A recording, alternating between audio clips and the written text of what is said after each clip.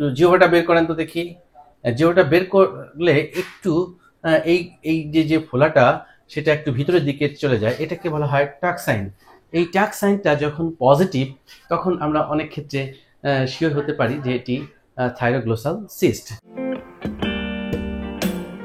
নুনবী ভাই, জি স্যার। তাও আপনার এই জিনিসটার উপর আমার কতদিন ধরে নজর রয়েছে বলেন তো? অনেক দিন হয়েছে স্যার। কতদিন হলো? তাও প্রায় 9 মাস।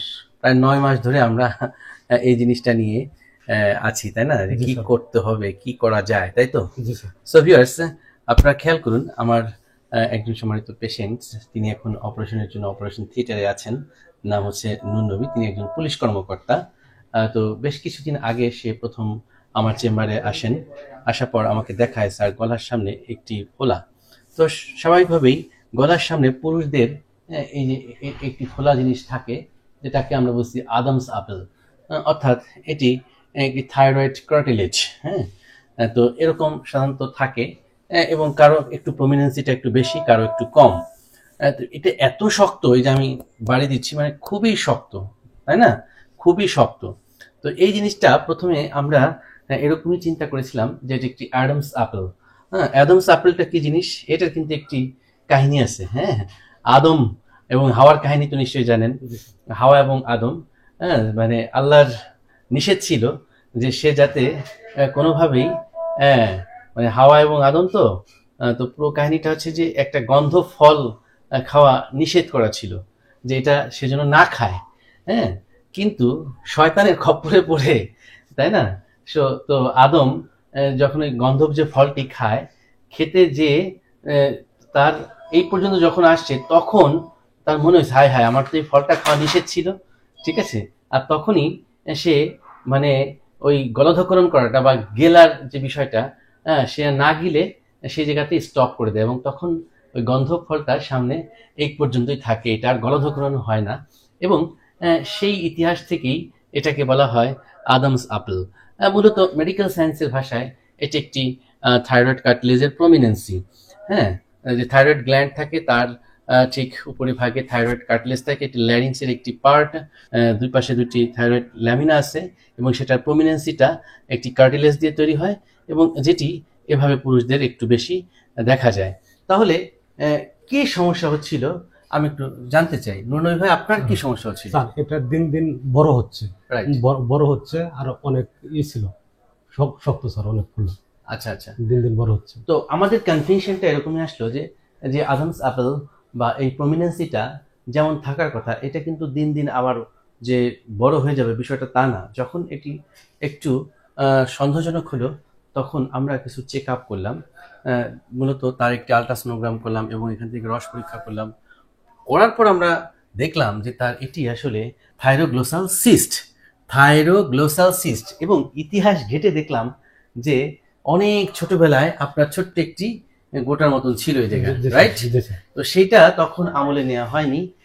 সময়ের সাথে সাথে এটি যখন হার্ট ক্যালসিফাইড হয়ে যায়, তখন এটি একটু জেগে উঠেছে। অর্থাৎ এটি ক্যালসিফাইড হয়ে গেছে। আমরা আলট্রাসোনোগ্রামে দেখলাম যে ক্যালসিফাইড একটি সিস্ট রয়েছে, এবং এফএনএসিতে বলা হলো এটি একটি থাইরোগ্লোসাল সিস্ট। এবং আমরা আলট্রাসোনোগ্রাম করে দেখলাম যে এটি থাইরয়েড গ্ল্যান্ডের সাথে কোনো কানেক্টিভিটি নেই, থাইরয়েড গ্ল্যান্ডটা সেপারেটেড আছে। তো জিহ্বাটা বের করেন তো দেখি। জিহ্বাটা বের করলে একটু এই এই যে ফোলাটা সেটা একটু ভিতরের দিকে চলে যায়, এটাকে বলা হয় টাকসাইন। এই টাকসাইনটা যখন পজিটিভ তখন আমরা অনেক ক্ষেত্রে শিওর হতে পারি যে এটি থাইরোগ্লোসাল সিস্ট। তো এই কারণে আমরা আজকে সিদ্ধান্ত নিয়েছি যে তার এটাকে অপারেশন করে বের করে দেব। আর যে অপারেশনটি আমরা আজকে করতে যাচ্ছি সেটা আমি আপনাকে বুঝিয়েছি। এই অপারেশনটি একটা স্পেশাল নাম আছে, নাম হচ্ছে cyst trunk operation. Cyst trunk অপারেশনটা আমরা কিভাবে করব আপনারা খেয়াল করুন। আমরা যখন সূক্ষ্মভাবে জিনিসটি খেয়াল করলাম, এইখান থেকে যদি এভাবে দাগ দেই, তাহলে যেটা বোঝা গেল এইটা হচ্ছে তার সিস্ট, আর এইটা মূলত হচ্ছে আদমস আপেল। এই যে খেয়াল করা যাচ্ছে, এইটা আদমস আপেল। এই প্রমিনেন্সিটা এইটা, আর তার ডান পাশে এটা হচ্ছে থাইরোগ্লোসাল সিস্ট। আমরা এই সিস্টটাকে বের করে আনবো, পাশাপাশি যে হায়োয়েড বোনস আছে সেই হায়োয়েড বোনসটাকেও আমরা বডিটাকে এক্সারসাইজ করব। এবং আমরা যদি সঠিকভাবে কাজটি করি, আমরা আশা করছি যে আপনি এই সমস্যা থেকে স্থায়ীভাবে মুক্তি পাবেন। তো ভাই আপনার কি কোনো কিছু জানবার রয়েছে? না স্যার, আমি অনেক ভিডিও দেখি স্যার, ভালো লাগছে। হ্যাঁ। উপরে আল্লাহ নিচে আনে স্যার, আমি ভালো লাগে মানে কাছে আসছি, যে জিনিসটা সমাধান পাবো স্যার আপনি এটা আমার সমাধান আচ্ছা আচ্ছা। যাই হোক, আমি আসলে রোগ ব্যাধি সম্পর্কে একটু বুঝায় বলার চেষ্টা করি, যাতে করে আমাদের রোগীরা কনফিউজ না থাকে, তারা যাতে বুঝতে পারে, তাদের ভয় ভীতি যাতে কেটে যায়। আমরা পুরো অপারেশনটি শেষ করব আন্ডার জেনারেল অ্যানেস্থেশিয়ায়। আপনি কোনো কিছু টেরও পাবেন না, কোনো কিছু বুঝবেন না, কোনো ব্যথা ট্যাথা কিছু টের পাবেন না, ঠিক আছে? এবং অপারেশন শেষে হ্যাঁ আমি আপনার সাথে আবার কথা বলবো। দেখুন তো আপনার গলার সামনে কি কোনো গোটা আছে কিনা? না স্যার। হ্যাঁ, না স্যার। আছে কোনো গোটা? জি না স্যার, নাই। আচ্ছা। আহ, এরকম করুন, আবার একটু করুন, দেখুন কোন রকম কোনো গোটা আছে কিনা। মোটা নাই স্যার। আচ্ছা, এটা দেখে এখন আপনার কেমন লাগছে? অনেক ভালো লাগছে স্যার, অনেক ভালো স্যার। আচ্ছা, তাহলে আপনার সাথে আমার একটা ছবি থাকবে। জি স্যার, জি স্যার, জি স্যার, স্মৃতি হিসাবে রেখে দেবো স্যার আমি। রুনবী ভাই, জি স্যার। একটি অপারেশন যখন সফল হয়, আর রোগীর নিজের যেরকম ভালো লাগে, ডাক্তার হিসেবে সার্জন হিসেবে আমারও ততটাই ভালো লাগে। জি স্যার। হ্যাঁ, আর এই ভালো লাগা ভালোবাসার সম্পর্কটা টিকে থাকবে যুগ যুগ অনন্তকাল, এটা আমি বিশ্বাস করি। জি স্যার। আপনার জন্য হলো আমার পক্ষ থেকে একটু ধন্যবাদ স্যার আপনাকে। ঠিক আছে? জি স্যার। আপনার নিয়মিত আমি ফলো আপ করবো। ইভেন আপনার যখন পরিপূর্ণভাবে সুস্থ হয়ে বাসায় যাবেন, আমি প্রয়োজনে বাসায় যেয়ে আপনার ফলো আপ করবো। জি স্যার, ঠিক আছে? ধন্যবাদ স্যার। ঠিক আছে স্যার। আপনাদের গ্রামের বাড়ি কোথায়? টাঙ্গাইল স্যার।